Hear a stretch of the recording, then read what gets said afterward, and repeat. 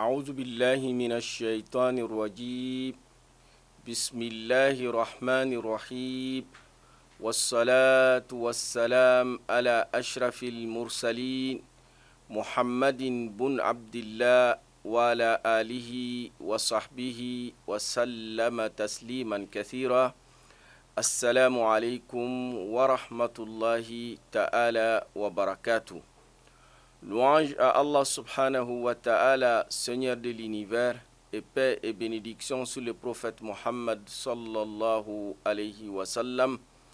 Chers frères, chères sœurs, on vous souhaite la bienvenue à votre émission préférée, Sungalo Wadjuli, sur votre chaîne préférée TM1, dans ce mois béni de Ramadan.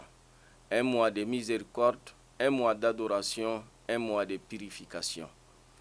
Le mois de Ramadan vise certain nombre d'objectifs qui est des objectifs d'ordre spirituel, d'ordre social, d'ordre matériel, qui permet aux musulmans, en réunissant ces objectifs intermédiaires, de pouvoir atteindre l'objectif global qui est la piété d'Allah subhanahu wa ta'ala.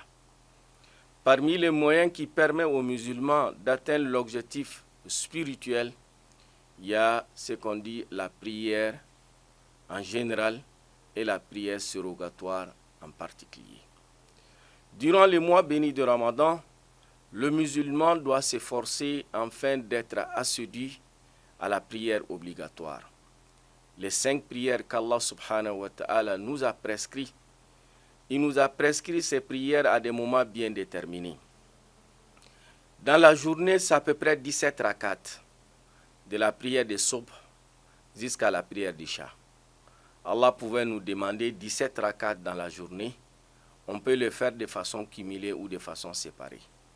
Mais Allah subhanahu wa ta'ala, dans sa miséricorde, il nous a prescrit la prière à des moments bien déterminés. Inna salata kanat alal mu'minina kitaban mawquta. Que la prière a été une prescription sur des croyants à des moments bien déterminés.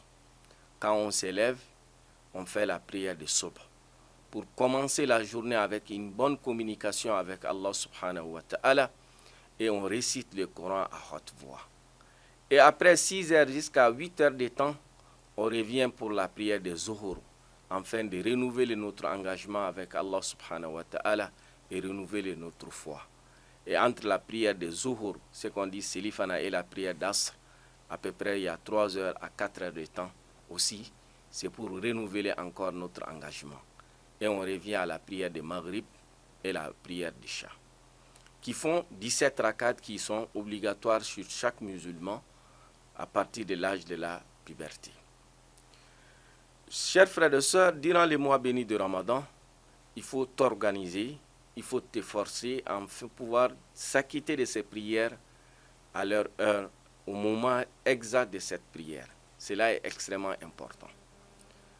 Les compagnons ont demandé au prophète sallallahu alayhi wa sallam Ahabbul a'mali ilallah. Parmi les actes d'adoration, qu'est-ce qui plaît plus à Allah subhanahu wa ta'ala?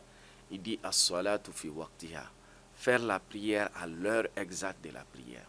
Cela est extrêmement important. Donc, durant ces mois bénis de Ramadan, c'est pour que chacun d'entre nous puisse s'exercer, puisse s'habituer à s'acquitter de la prière à l'heure exact de la prière.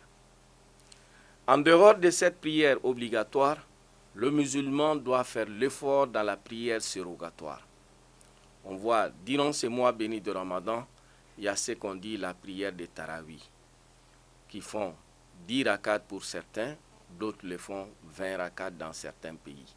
Mais la plupart de nos mosquées ici font la prière d'Isha avec 4 rakats et la prière de Tarawih avec 10 rakats et Shaf' et Witr avec 3 rakats. Et c'est ça dont on fait habituellement chez nous, c'est-à-dire 17 rakats répartis entre la prière d'Isha qui fait 4 et la prière de Tarawih qui fait 10 et la prière de Shaf' et Witr qui fait 3 rakats. Durant le mois béni de Ramadan, l'objectif cherché durant un mois en faisant des prières surrogatoires 10 rakats par jour pour créer en nous l'habitude de la prière surrogatoire, pour que nous puissions faire l'effort de pouvoir rentrer en communication constante avec Allah subhanahu wa ta'ala. Car la prière, c'est pour rentrer en communication avec Dieu. On dit quand tu veux que Dieu te parle, lis le Coran, Allah va te parler, le Coran c'est la parole de Dieu. Mais quand tu veux t'adresser à Dieu, tu veux communiquer avec Allah subhanahu wa ta'ala, rentre dans la prière, tu vas communiquer avec Allah subhanahu wa ta'ala. Donc, chers frères et sœurs, la prière surrogatoire dans ces mois bénis du Ramadan, c'est qu'on fait de façon en groupe, en commun, dans la mosquée, c'est la prière de Tarawih. Mais au-delà de la prière de Tarawih, le musulman doit s'organiser pour faire d'autres prières surrogatoires, selon ton agenda, selon ton programme. Il est préférable la nuit, c'est un moment favorable pour la prière surrogatoire, surtout la dernière partie de la nuit. Donc pendant ces mois bénis de Ramadan, le musulman doit s'organiser en fixant un nombre minimum selon tes réalités. 2 rakats, 4 rakats, et de les exécuter pendant le mois béni de Ramadan. Il y a d'autres prières surrogatoires.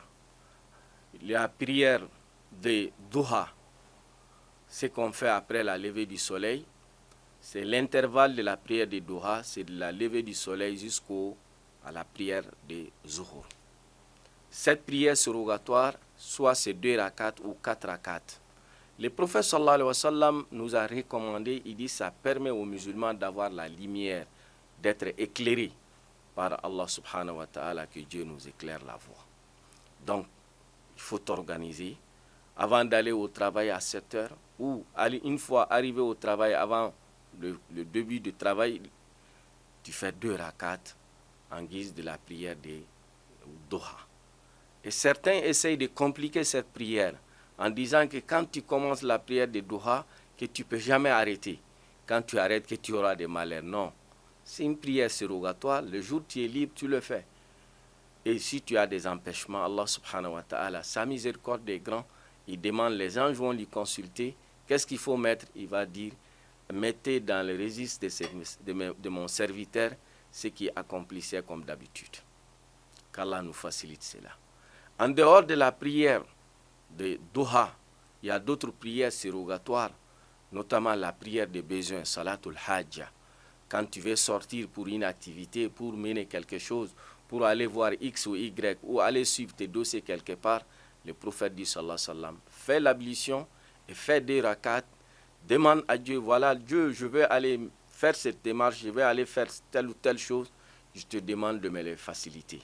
Tu auras l'aide et l'assistance d'Allah subhanahu wa ta'ala. Il y a d'autres prières surrogatoires, chers frères et sœurs, que nous devons accomplir dans ces mois bénis de Ramadan. Cette prière que le prophète dit, sallallahu alayhi wa sallam, celui qui parvient en dehors de la prière obligatoire, accomplir 12 rakats surrogatoires dans la journée, que Dieu va lui construire une maison dans le paradis. Ce n'est pas une maison à l'ACI, mais on dit c'est dans le paradis. Cela veut dire que, chers frères et sœurs, avec 12 rakats, mais répartis comme suit. Avant de faire la prière de Zuhur, ce qu'on dit Selifana, tu fais 2 rakats surrogatoires d'abord. Après avoir terminé la prière de Zuhur qui fait 4 rakats, tu fais 2 autres rakats surrogatoires. 2 plus 2, ça fait 4. Avant la prière de Asr, tu fais 4 rakats surrogatoires. 2 rakats, tu fais le salam, 2 autres rakats, tu fais le salam. Ça fait maintenant 8 en total. Après la prière de Maghrib, après la rupture, tu fais 2 rakats surrogatoires. Et aussi, après la prière de Isha, tu fais 2 rakats surrogatoires. Et ça fait 12 rakats surrogatoires qu'Allah va te construire une maison dans le paradis. Ils arrivent souvent, ceux qui prient, font la tarawih dans la mosquée, que juste dans certaines mosquées, après la prière d'Isha, ils ne donnent pas trop de temps aux gens pour que tu puisses faire cette prière surrogatoire. Les ulamas nous disent, quand tu rentres avec la prière de tarawih, avec cette intention de pouvoir faire ces 2 rakats surrogatoires. Il y a une autre hadith qui a fait une autre répartition, 2 rakats de salat, au moment où on dit salat khayru minan nawm, qu'on appelle rakat al-fajr. Après la prière, avant la prière de Zuhur, 2 rakats. Après la prière de Zuhur, Selifana, 2 rakats. Avant la prière de Asr, 2 rakats. Et après la prière de Maghrib, 2 rakats. Et après la prière d'Isha, 2 rakats. Donc, chers frères et sœurs, le mois de Ramadan est une opportunité pour les musulmans de se rapprocher d'Allah subhanahu wa ta'ala, de renforcer sa foi, de renforcer sa spiritualité. Et la prière fait partie des moyens efficaces qui va impacter positivement la foi du musulman, qui va impacter positivement ses comportements si on le fait avec assiduité. Il faut le faire avec assiduité, en respectant les règles de la prière, en choisissant le bon moment et en choisissant aussi les bons endroits pour la prière et d'être présent au moment où tu fais cette prière en récitant des versets ou des sourates dont tu connais un peu le sens. Ça va t'aider à être présent avec ton esprit, avec ton corps dans la prière. Qu'Allah accepte nos prières, qu'il guide nos pas. Chers frères et sœurs, ceux qui ont des questions ou des suggestions, n'hésitez pas à nous envoyer sur le numéro qui est affiché en bas de votre petit écran. Qu'Allah exauce nos prières, qu'il guide nos pas. Wa jazakumullahu khairan, wa barakallahu fikum, wa ahsanallahu ilaykum.